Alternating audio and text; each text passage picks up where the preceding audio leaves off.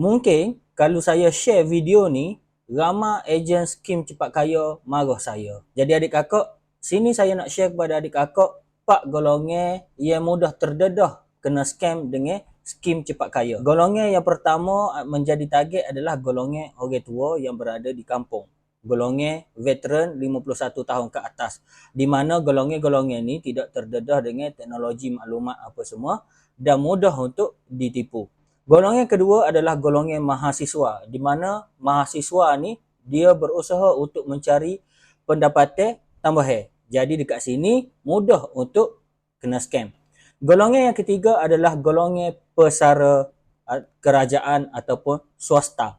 Di sini golongan-golongan pesara ni dia ada duit banyak. Jadi dia diminati oleh scammer-scammer dekat luar sana.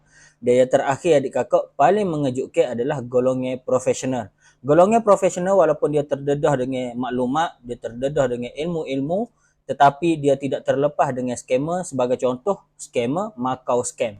Jadi adik kakak, sekiranya berlaku apa-apa yang melibatkan dengan skim cepat kaya ataupun scam, lari jauh-jauh.